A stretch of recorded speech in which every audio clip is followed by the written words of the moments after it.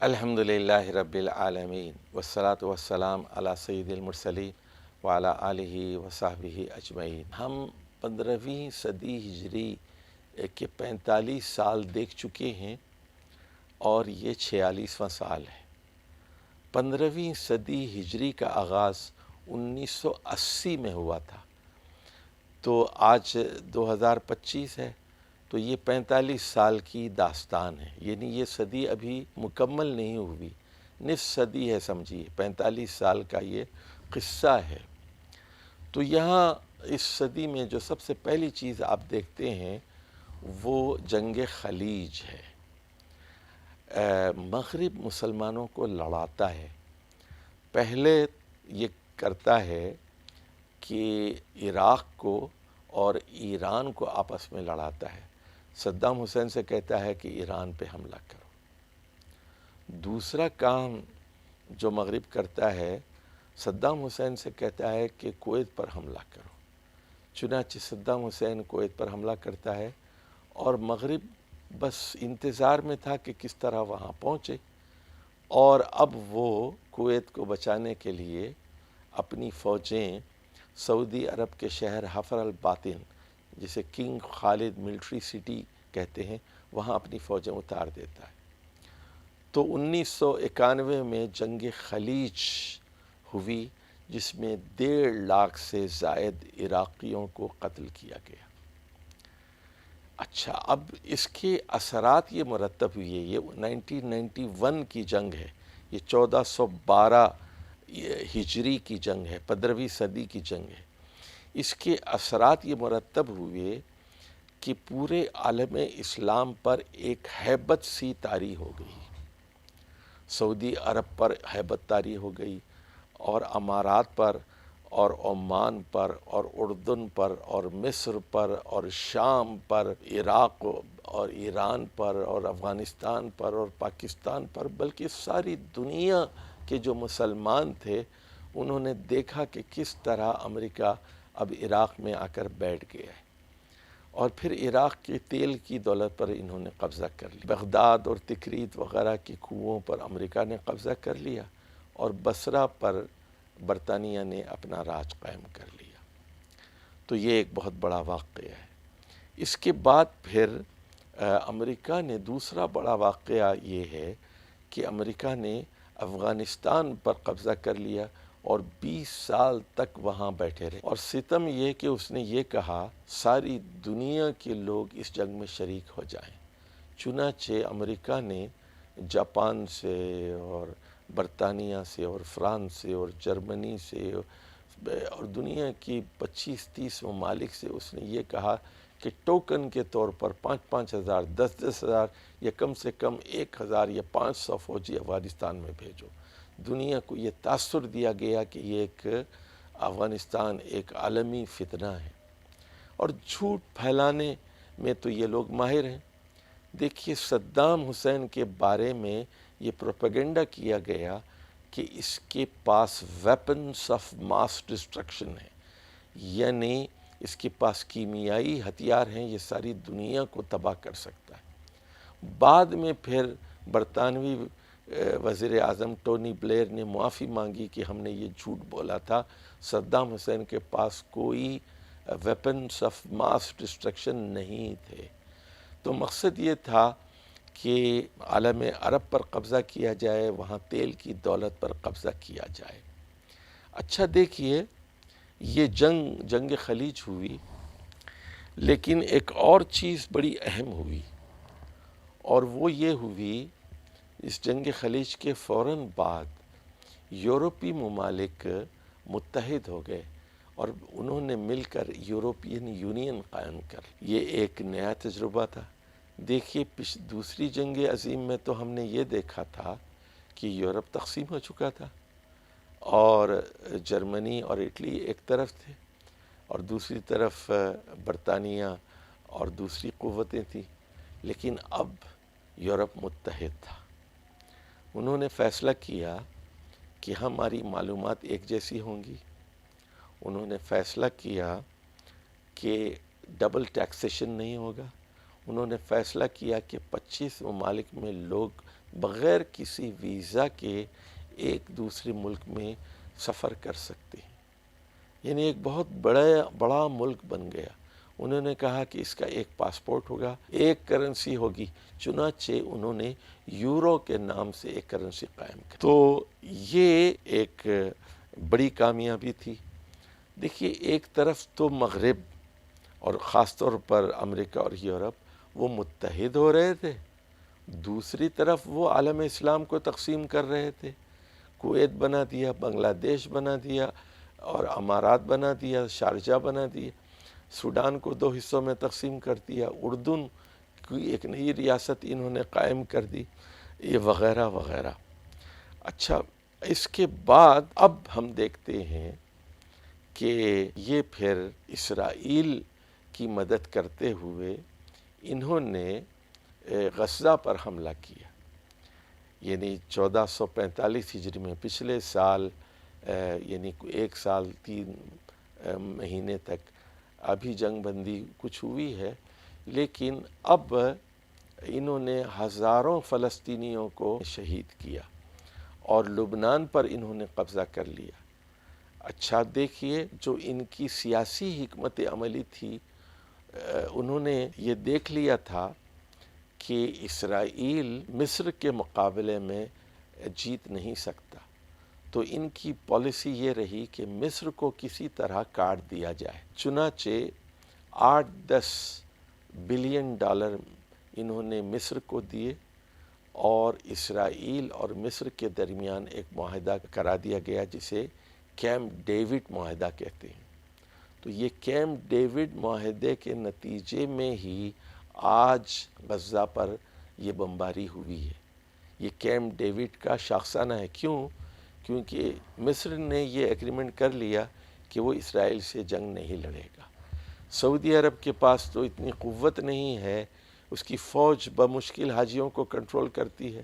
4 لاکھ کی فوج ہے، اس میں 2 لاکھ تقریباً پولیس والے ہیں، تو وہ لڑ نہیں سکتے.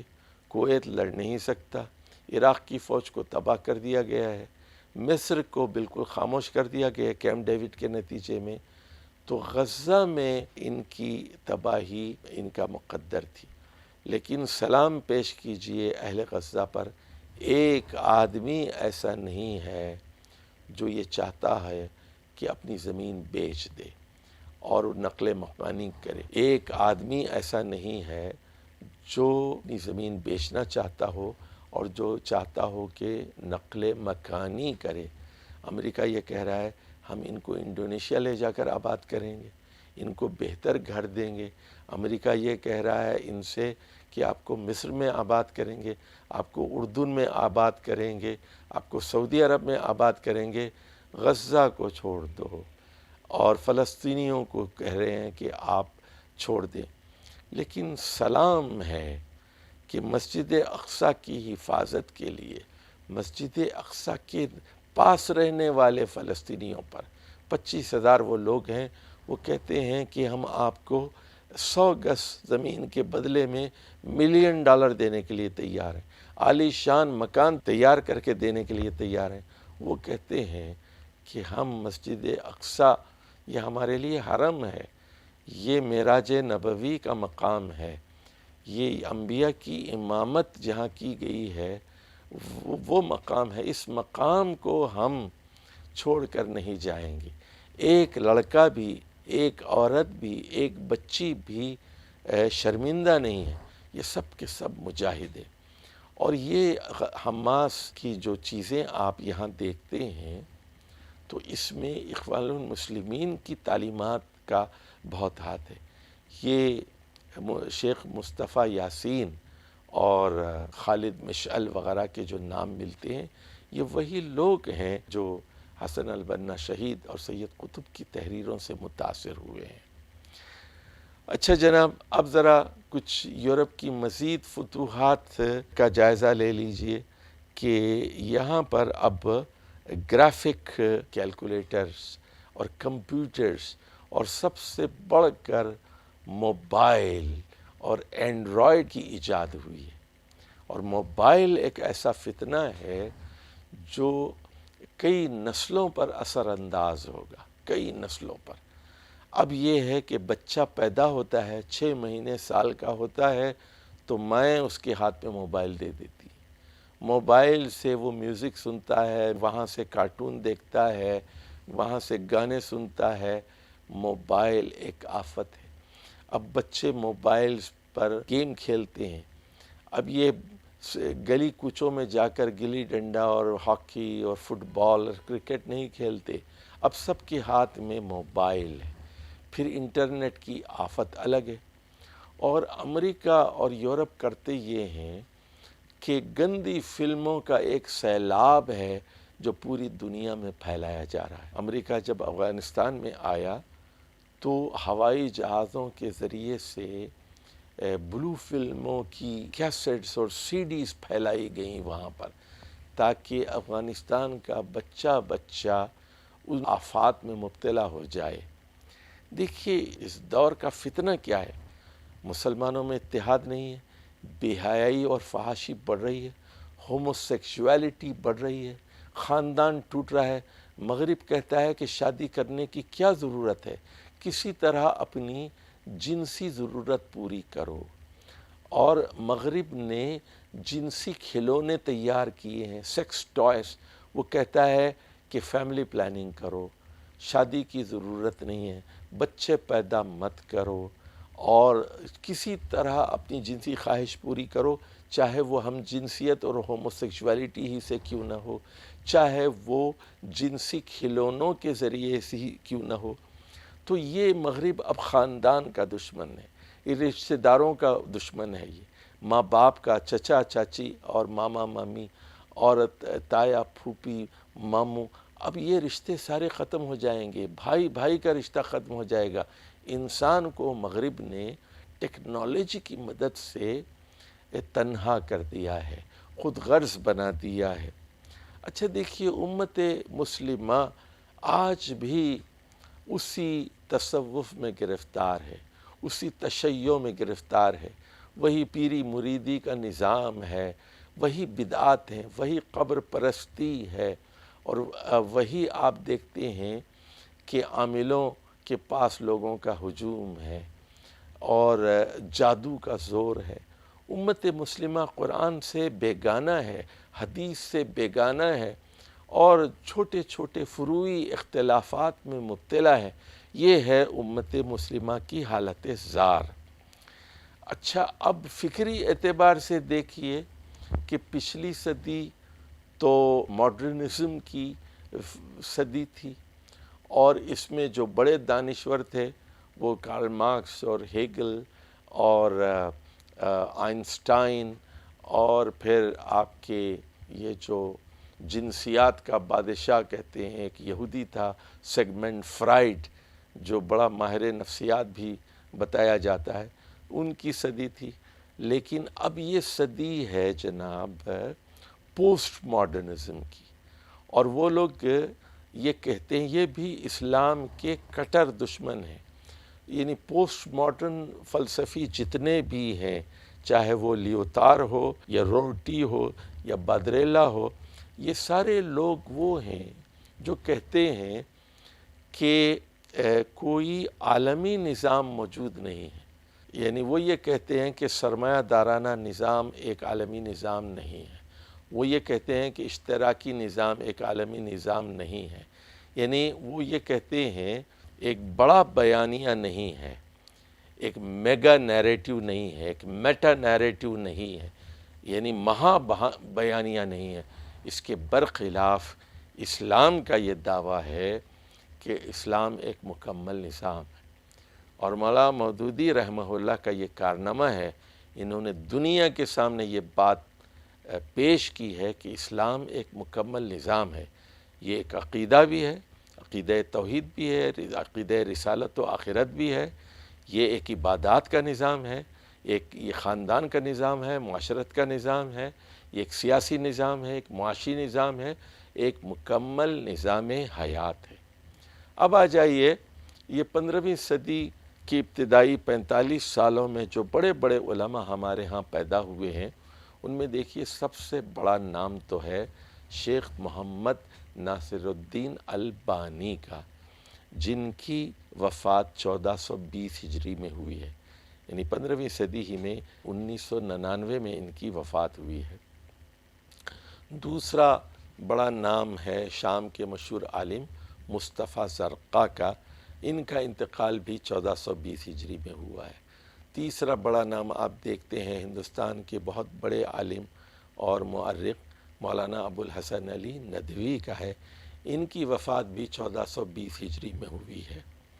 اچھا، آپ دیکھتے ہیں ایک سال بعد 1421 میں سعودی عرب کے ایک بہت بڑے عالم دین کی وفات ہوئی ہے، وہ ہیں شیخ صالح العثیمین بن باز، بھی وہ بھی ایک بڑے عالم دین تھے۔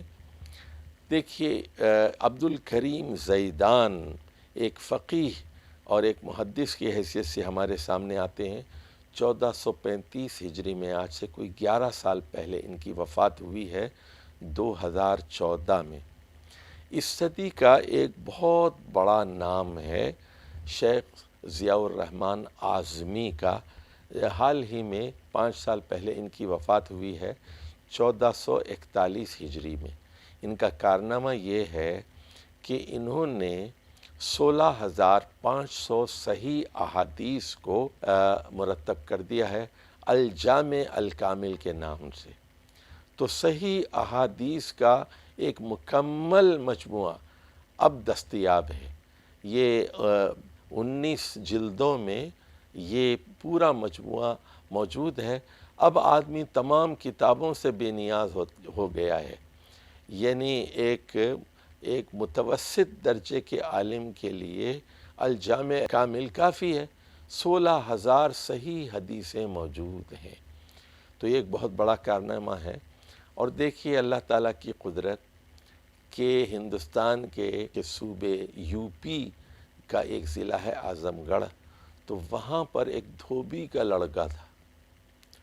تو وہاں پر ایک صاحب جماعت اسلامی کے حکیم ایوب ہوا کرتے تھے، ان کے پاس یہ دھوبی کا لڑکا آیا کرتا تھا۔ وہ اسے ہندی میں کچھ چھوٹے موٹے کتابچے دیا کرتے تھے، اور اس کی وجہ سے وہ مسلمان ہو گیا۔ وہ گھر سے بھاگ کر پھر شمالی ہند چھوڑ کر جنوبی ہند چلا گیا، اور وہاں جا کر اس نے عمر آباد میں تعلیم حاصل کی۔ وہاں بھی لوگ اس کا پیچھا کرتے رہے، پھر یہ سری لنکا بھاگ گیا، پھر یہ دوبارہ سری لنکا سے ہندوستان میں آیا، تعلیم مکمل کی، اور اس کے بعد اللہ تعالیٰ نے اس کو سعودی عرب پہنچا دیا۔ ہندوستان سے عالم بن کر گیا، اور وہاں جا کر پھر اس نے بی اے کیا، ایم اے کیا، اور مصر جا کر پی ایچ ڈی کی، اور پھر اس صدی کا ایک بہت بڑا محدث بن گیا۔ تو یہ جو 45 سال ہیں 15ویں صدی ہجری کے، اس میں اب 2 عظیم محدثین آپ کو ہمارے سامنے ملتے ہیں۔ ایک تو شیخ محمد ناصر الدین البانی ہیں، جنہوں نے سلسلہ احادیث صحیحہ اور ضعیفہ اور موضوعہ کا سلسلہ جاری کیا۔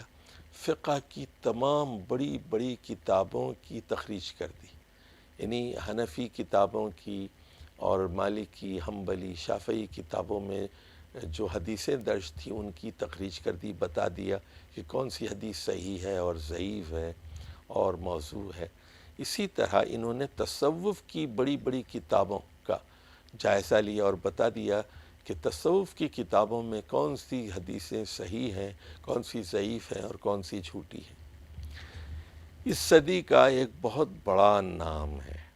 جب ہم یہ کہتے ہیں کہ ناصر الدین البانی اس دور کے بہت بڑے محدث ہیں، تو ہمیں یہ کہنا پڑے گا کہ ان 45 سالوں میں سب سے بڑے فقیہ وہ شیخ یوسف القرداوی ہیں۔ ابھی 2 سال پہلے 1444 ہجری میں ان کا انتقال ہوا ہے۔